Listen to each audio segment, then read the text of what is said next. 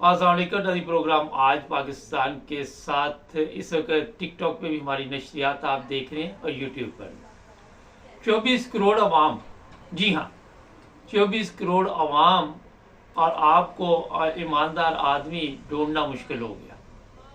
हमारे पास वही लोग हैं जो बार बार असम्बलियों में आते हैं, कभी उसका बेटा आ जाता है, कभी बहू आ जाती है, कभी बेटी आ जाती है। फैमिली बिजनेस बनाया हुआ हमने, कारोबार है हमारा। और आप जिन लोगों की गुलामी करते हैं वो इतने ताकतवर हैं कि जब आप उन्हीं के इदारे में भी चले जाते हैं तो फिर भी आप सांस नहीं ले सकते उनकी इजाज़त के बगैर। वरना कभी हमारा कोई हेलीकॉप्टर गिर जाता है, मौसम भी अच्छा होता है, धूप में गिर जाता है, और अगर आप आवाज़ उठाए कि जनाब ये कैसे गिरा है तो आपके ऊपर केस हो जाता है, बजाय इसके कि कोई जवाब दे। और जब आपके पास किसी सवाल का जवाब नहीं होता फिर एफआईआर पर एफआईआर दर्ज होती जनाब। और वहाँ पे आपने देखा पाकिस्तान में अगर आपने सच बोल दिया उसके बाद आपकी कमख्ती आ गई, आपकी शामत आ गई।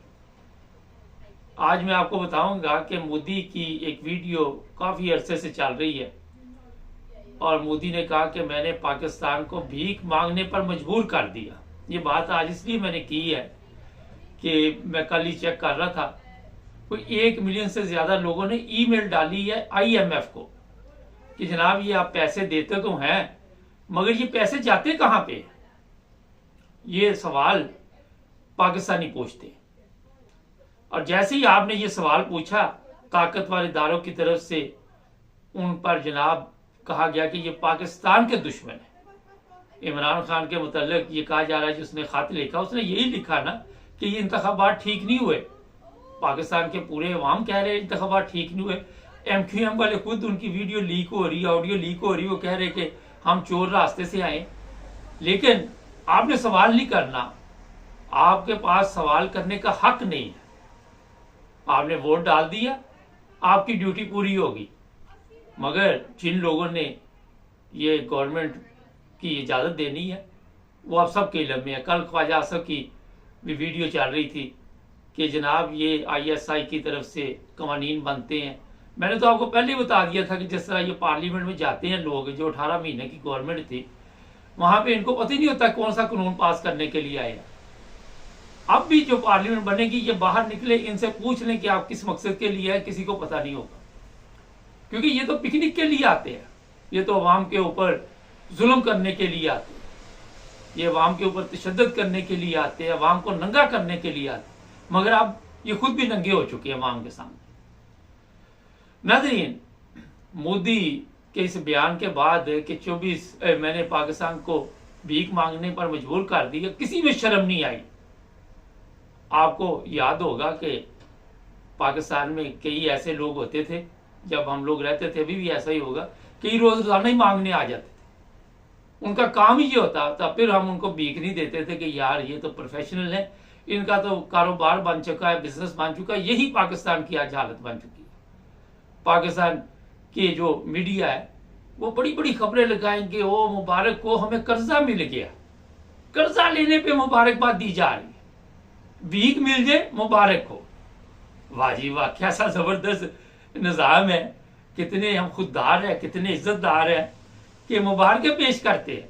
असल में वो मुबारकबाद होती है ये चोर हरामखोरों के लिए कि जनाब आ रहा है माल, अपने अकाउंट भरो। ना किसी को अवाम से दिलचस्पी, ना अवाम को कभी इन्होंने अहमियत दी। अपने बच्चों को तो ये अहमियत देते हैं। ये ताकतवर लोग आके सारा दिन झूठ बोलते हैं, जिनके पास लाठी आजकल है। मगर काश उन्होंने अवाम को अपने बच्चे समझा था, अवाम की बेटियों को अपनी बेटियां समझा था, अवाम के जो बुजुर्ग हैं उनको अपने बुजुर्ग समझा था। मगर आपको इस तरह के लोग वहां पे नहीं मिलेंगे। अपने बच्चों के इनके अगर पूछा जाए कि जनाब आपकी इनकम इतनी है और आपके बच्चे अमेरिका में पढ़ रहे हैं तो आपके ऊपर एफआईआर दर्ज हो जाएगी। आपने पूछा क्यों? ये आपके पास ये ताकत ही नहीं कि आप सवाल कर सकें। अभी आपने देखा इमरान रियाज जेल में है तो वो सहाफ़ी भी मैदान में आए हुए हैं, हामिद मीर जैसे भी आए हैं। उन्होंने कहा जनाब सबको पकड़ लें।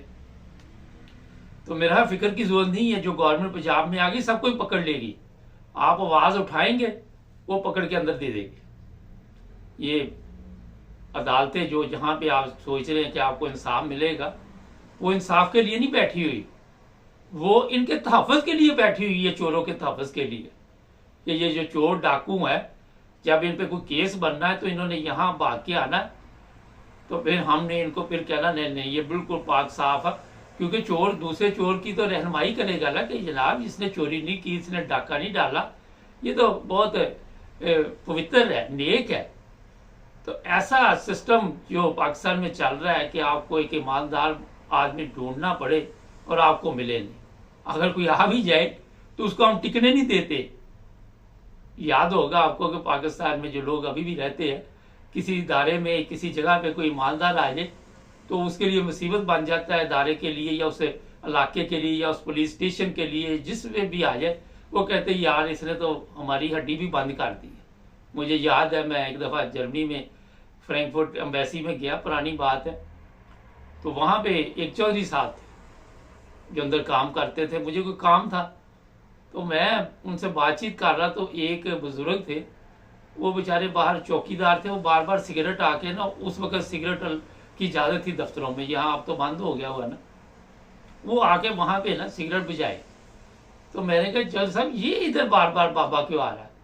कहता है इसको ये है कि जो हड्डी मुझे मिलेगी मुझे भी मिले। तो मैंने कहा हड्डी तो मिलनी नहीं। कहता इसको हर एक का भी शक होता है कि जो आया इतनी देर बैठा हुआ है, कोई हड्डी प्रोग्राम है। तो जब आपके इदारे में कोई ईमानदार आ जाता है तो आप कहते हैं जनाब अब ये जो हमारी हड्डी है उसमें भी, जिस तरह वो कहते नहीं कबाब में हड्डी बनेगा, अब ये उसमें हड्डी बनेगा।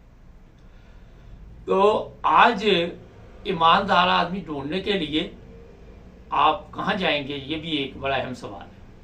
कोई नहीं मिलेगा आपको, क्योंकि आपने ईमानदार आदमी पैदा ही नहीं किए। आपकी कोशिश ही रही कि चोर चक्के हरामखोर पैदा किए जाए जिनको ऊपर लेके आए। आज जो ईमानदार होगा उसको आप ऊपर ही नहीं आने देंगे। वो बेचारा रुलता फिरेगा, कभी जेलों में, कभी अदालतों में, कभी कचहरियों में, कभी कहीं कभी कहीं। ये पाकिस्तान की मौजूदा हालत नहीं, ये बड़ी देर से चल रही है।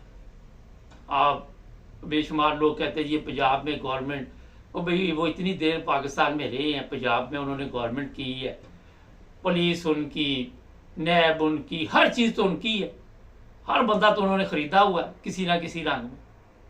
तो वो किस तरह वहाँ पे दूसरे को गवर्नमेंट दे सकते हैं? इमरान खान ने जब गवर्नमेंट ली पंजाब की तो वो वज़ीर आला जिसको बनाया उस पर सारी कौम बोलती रही, इमरान खान ने भी ध्यान नहीं दी। और अब पता चल रहा है जनाब उसने भी अरबों की जायदाद बना ली, करोड़ों की। इमरान खान कहता था जी इसके घर में बिजली नहीं है, अब मेरा ख्याल है बिजली के साथ साथ कई कुछ उसके घर में आ गया।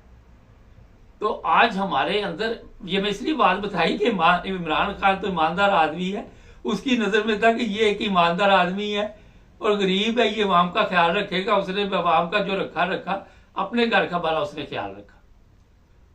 नाज़रीन, जब जो कौम जब तक अपनी हालत नहीं बदलती, कोई दूसरा मुल्क का उसकी हालत नहीं बदल सकता। सारी जिंदगी आप कर्जा लेते रहे। ये मांगने वाले आपने देखा, उनके पास दौलत भी होती, सब कुछ होता, मगर वो मांगते रहते। पिछले दिनों एक लड़की सोशल मीडिया पे आई थी, कहती मैंने मांग के पता नहीं कितने करोड़ की कोठी बना ली है, मेरे पास इतनी गाड़ियां हैं, मेरे पास ये है, मेरे पास वो है। ये सोशल मीडिया पे वीडियो चल रही, मगर वो शक्ल से फिर भी मांगने वाली लग रही थी। तो आज पाकिस्तान में अगर वही हिसाब है कि आप वैसे किसी के पास चले जाए तो हमारी गवर्नमेंट तो उनको पता ये मांगने आए, ना कोई इज्जत ना कदर। तो जो मोदी का ये बयान था ये कोई गलत नहीं है। देखिए मोदी को क्या जरूरत हमारे साथ जंग करने की? हमारे जो घर के हालात है वही नहीं ठीक। आज कौमी असम्बली का इजलास था, वहाँ पे एक दूसरे के खिलाफ नारे लग रहे, फिर पंजाब असम्बली का है वहाँ पे नारे लग रहे हैं, ये खैबर पख्तूनख्वा का है नारे लग रहे हैं, और हम लोग समझते हैं कि ये हमारे मामला ठीक करने के लिए आ रहे। कोई गड़ी लेके घूम रहा है, कोई कुछ लेके घूम रहा है, पूरा मुल्क सारे लोग खा गए, किसी की घड़ी नज़र आ गई बस उसको उठा के भागते फिरो।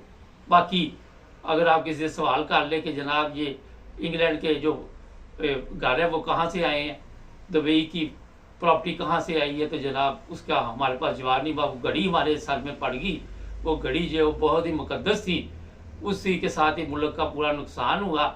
उसी की वजह से हम मांगना शुरू कर दिया हमने, उसी की वजह से पाकिस्तान के हालात ख़राब हुए। तो जनाब ये कौम, क्योंकि पाकिस्तानी जो है ये गुलाम कौम है, और इसको रगड़ा अच्छी तरह दियो, क्योंकि इसका भी कसूर है अवाम का। इन्होंने भी कभी नहीं अपने बच्चों की तरफ तवज्जो दी कि इनको किसी तरह पढ़ा लिखा ले, तलीम हासिल कराए। कोई इस तरह के हालात खुद भी इन्होंने पैदा नहीं किए। और जब बेईमानों का टोला मुल्क पे काबज हो चुका है, तो अवाम की वक्ती आ रही है। ईमेलें लिख रहे हैं ना कि IMF को जनाब कि इनको कर्जा ना दो, ये ना दो, तो अवाम के ऊपर टैक्स डाले जाएंगे और अवाम के पेट से पैसे निकाले जाएंगे।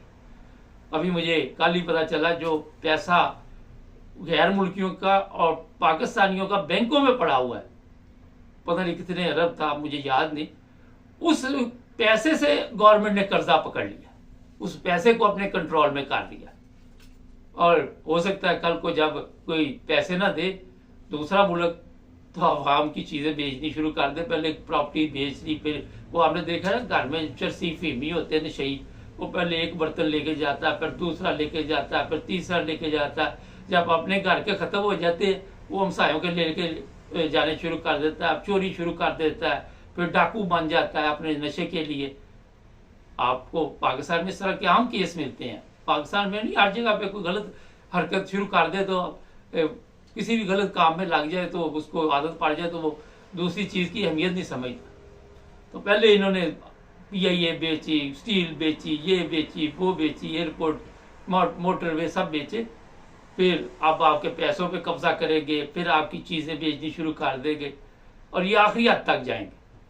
आखिरी हद तक ये पाकिस्तान को नुकसान पहुँचाने वाला टोला है, क्योंकि इनके जो पेट है वो दोज़ख है, वो नहीं भर सकते, वो भर ही नहीं सकते, आप जो मर्जी कर ना। तो YouTube से अभी ये प्रोग्राम ख़त्म हो रहा है। TikTok पे इस वक्त मैं मौजूद हूँ, मगर थोड़ी देर बाद एक और प्रोग्राम हमारे साथ जुड़े रहे, हमें फॉलो कीजिए, सब्सक्राइब कीजिए, अपना ख्याल रखें। अल्लाह हाफ़िज़।